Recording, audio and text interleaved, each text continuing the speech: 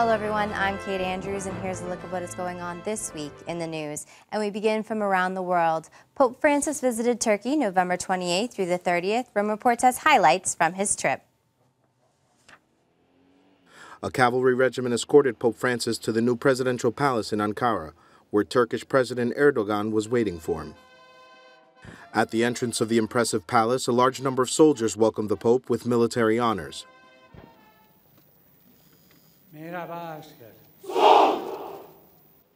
The Pope greeted the Turkish delegation and began his private meeting with President Erdogan with his handshake. After the meeting, the Turkish president delivered a speech where he said that Islamophobia is growing in the world. He also regretted that Muslims are seen as terrorists and condemned the violence in the Middle East. In his address, the Pope denounced the ongoing wars in the region and called for a lasting peace. He stressed that all citizens must enjoy equal rights.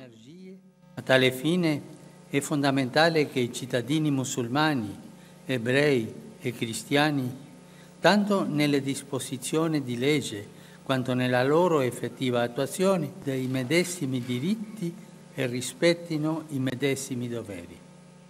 Essi, in tal modo, più facilmente si riconosceranno come fratelli e compagni di strada, allontanando sempre più le incomprensioni e favorendo la collaborazione e l'intesa. The Pope explained that interreligious dialogue and solidarity can overcome fundamentalism and terrorism. Occorre contrapporre al fanatismo e al fondamentalismo, alle fobie irrazionali che incoraggiano incomprensioni e discriminazioni, la solidarietà di tutti I credenti, che abbia come pilastri il rispetto della vita umana, della libertà religiosa, che è libertà del culto e libertà di vivere secondo l'etica religiosa, lo sforzo di garantire a tutti il necessario per una vita dignitosa e la cura dell'ambiente naturale. Pope Francis also referred to Christians and other minorities that are persecuted in Syria and Iraq, where, he added, human rights are seriously attacked. Still, he repeated that military intervention is not the solution. Nel ribadire che è lecito fermare l'aggressore ingiusto, sempre però nel rispetto del diritto internazionale, voglio anche ricordare che non si può affidare la risoluzione del problema alla sola risposta militare. Finally, he stressed that the international community has a moral obligation to help Turkey and provide aid to the hundreds of thousands of refugees who flee to the country from the Middle East.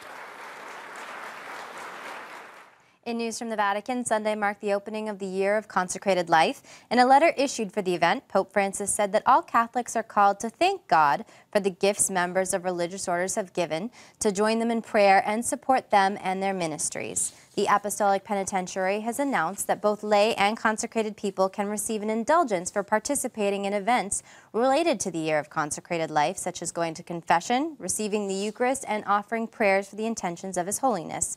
The Pope's letter explained that while he was writing as pontiff, he was also writing as a Jesuit, a brother who is consecrated to the Lord. Pope Francis also offered greetings to Orthodox communities of monks and nuns and to members of Protestant religious orders who also take vows of poverty, chastity, and obedience. The Year of Consecrated Life will close February 2nd in 2016. Back to news from around the world. In Lima, Peru, people gathered for an interfaith candlelight march and prayer vigil on the eve of the UN Climate Summit, which will run from December 1st through the 12th. During the summit, negotiators will try to finish drafting an international agreement to reduce greenhouse gas emissions and help countries adapt to climate change. The final version will be approved in December 2015 in Paris and will take effect in 2020. Catholic News Service has more.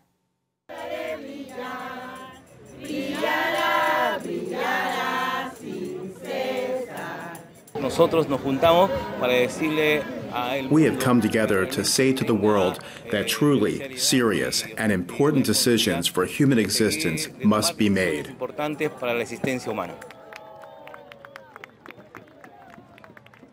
I'm going to say we need to change ourselves.